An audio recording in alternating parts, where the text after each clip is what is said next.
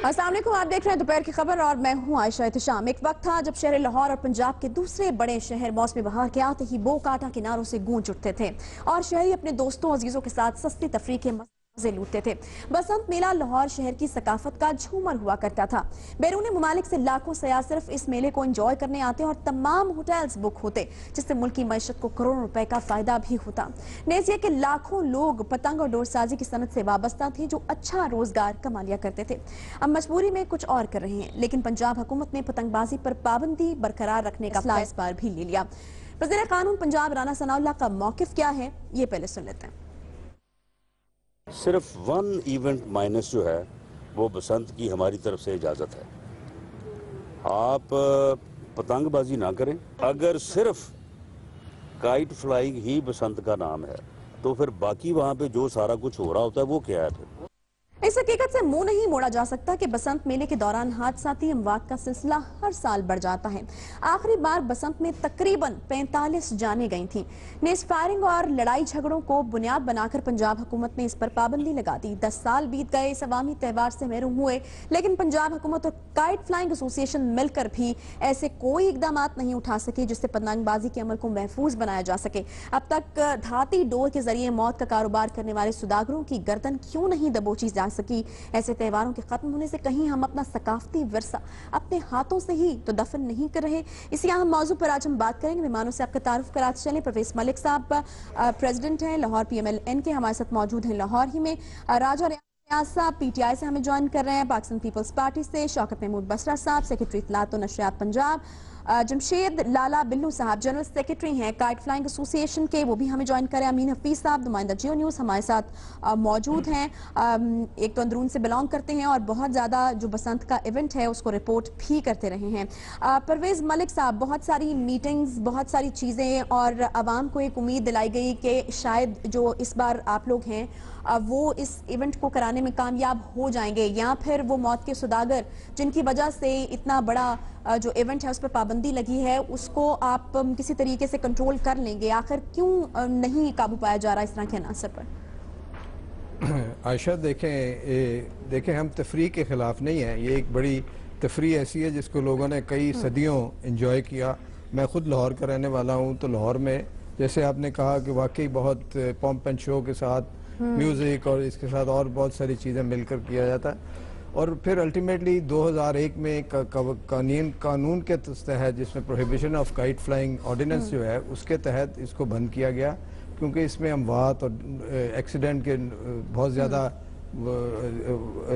मिकदार में एक्सीडेंट्स और अमवात होने लग पड़ी और इसको देखा गया कि ये अनसेफ है। इसके बाद बहुत सारी कोशिश की गई कि इनको किसी तरह इम्प्रोवाइज करके, किसी तरह डोर को बेहतर करके, किसी तरह काइट का साइज़ करके किसी वक्त ओपन एरियाज में जाकर इसको देखा जाए या फाइन्स को बढ़ा दिया जाए और किसी तरह इसको रोका जाए। बट वो जो जितनी भी स्टडीज़ होती रहीं वो उसमें कोई फैसला इसलिए नहीं हो सका कि ये फील किया गया कि स्टिल ये बड़ी रिस्की है और इस पे हमें रिस्क लेने से। साहब क्या इसमें अब हुकूमत की अपनी नाकामी अब देखें आज आप लोग इस मसले पर नहीं देखें आज कानून 10 साल हो गए इस इवेंट पे पाबंदी देखिए लगे, 10 साल में कोई एक हल निकलना चाहिए। चीजें होती हैं जो आप मैनेज नहीं कर सकते। आज इतनी इन्फोर्समेंट के बावजूद आप देखें फिर कोई ना कोई वाकया आपको नजर आ जाता है, फिर गिरफ्तारियां होती हैं। तो हमारा इस तफरीह के खिलाफ नहीं, स्पोर्ट के खिलाफ नहीं है, बट हम फील करते हैं कि इसमें जितनी भी आप फर्दर आप सेफ गार्ड्स ले लें, मगर फिर भी ये रिस्की है और इससे आपने जैसे कहा 45 लाइव्स लास्ट बसंत में हमारी, तो ये एक रिस्की है। हम देखिए ना मलिक साहब, हर मसले का कोई हल होता है। जमशेद लाला बिल्लू साहब भी हमारे साथ मौजूद है, general secretary kite flying association के। यकीनन एक अहम किरदार होता है, दोनों ने मिलकर कोई हल निकालना होता है।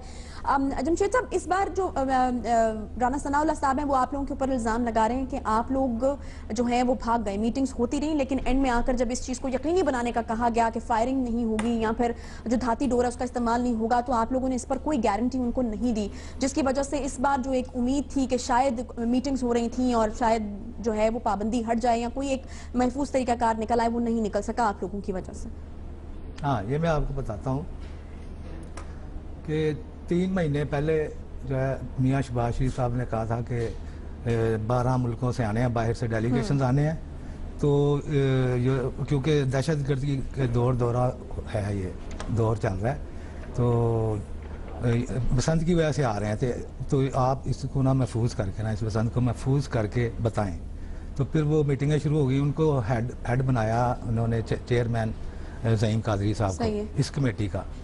तो राना सनाउल्लाह साहब को तो पता ही नहीं है कमेटी बनी कब, ये परवेज साहब को मैंने अभी बताया कब बनी थी कमेटी, उन्होंने कंफर्म भी किया। उस मीटिंग में क्या क्या तो पता चला? मीटिंगें चलती रही, उसमें सीसीबीओ थे, आईजी साहब थे, डीआईजी ऑपरेशन थे, डीसीओ साहब थे, कमिश्नर साहब थे, यानी ब्यूरोक्रेसी की पूरी क्रीम थी जिन्होंने पंजाब को संभाला हुआ है, सारे इंतजाम कर रहे हैं। उनकी जिम्मेदारी लगाई थी, उन्होंने सारा कुछ कर दिया। हमने काइट फ्लाइंग वालों ने साथ मिलके, हम 4 मेंबर थे काइट फ्लाइंग के, शेख सलीम साहब, मैं था, और मिलके ये सारा कुछ हमने उनको सारा कुछ बताया।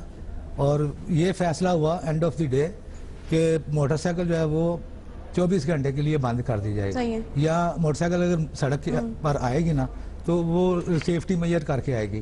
तो इसकी गारंटी भी की पुलिस के एंड से। फिर हुआ क्या? उन्होंने सारा कुछ करके, ये सारा कुछ करके, और ये बस यही सिर्फ यही हाल था, ये फूल प्रूफ जो है बसंत ये बना दी क्या के, और वो कमेटी पे सारा हमने साइन कर दिया समरी के ऊपर, सब ने साइन करके उसको अप्रूव करके, वो ज़हीम कादरी साहब चेयरमैन वो हेड कर रहे थे, सब ने साइन करके वो समरी जो है वो सीएम को भेज दी। ठीक है। फिर और उसके बाद वो ज़हीम कादरी साहब का भी आया था बयान चंद दिन पहले कि 80% जो इसके ऊपर जो है ना वर्किंग हो चुकी है। सही है।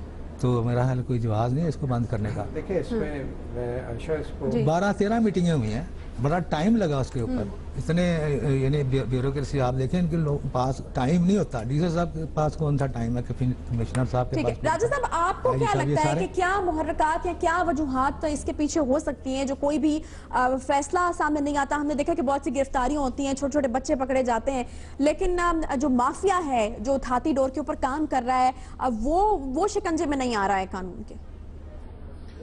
आयशा, जब मैं सीनियर मिनिस्टर था मियां शहबाज शरीफ साहब के साथ, तो इन मीटिंग में मैं भी बैठता रहा हूँ।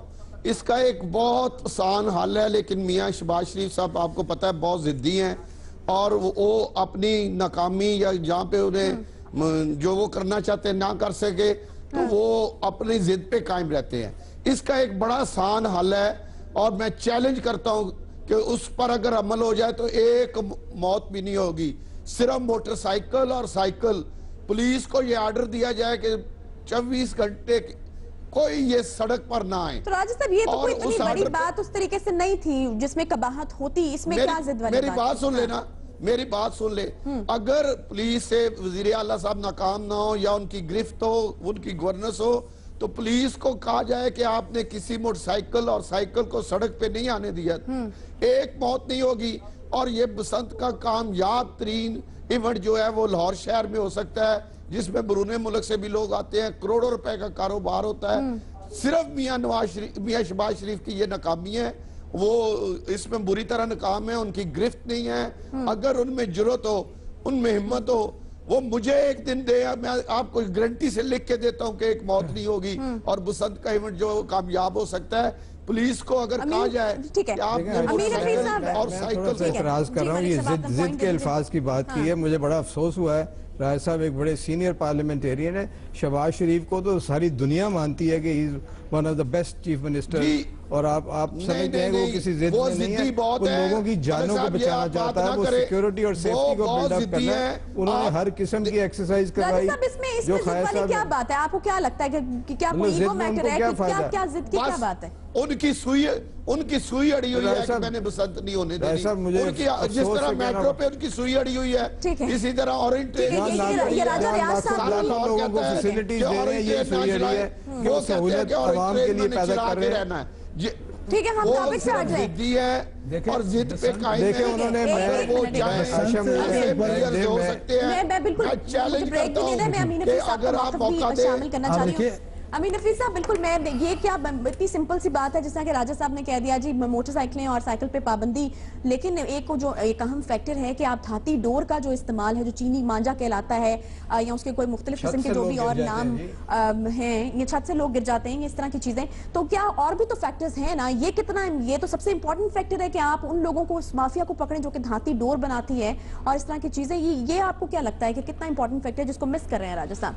आयशा एहतशाम, बात यह है, बड़ी मुख्तसर बात है, आप दो चीजों को देखिए। एक बात यह है कि बसंत होनी चाहिए, दूसरी बात है बसंत नहीं होनी चाहिए। जो लोग कहते हैं कि बसंत होनी चाहिए, उसमें सबसे बड़ी दलील यह है कि मौजूदा वजीर आला पंजाब शहबाज शरीफ, मैं जाती तौर पे जानता हूं और उनको हम कवर भी करते हैं, वो जो काम करना चाहते हैं वो कर गुजरते हैं। इनको पूरी दुनिया कहती है कि ये तेज तरीन इंसान है। जो लोग एक साल में घर नहीं बनता, ये एक साल में बिजली के प्रोजेक्ट बना जाते हैं, इतने इतने बड़े कारखाने बन गए।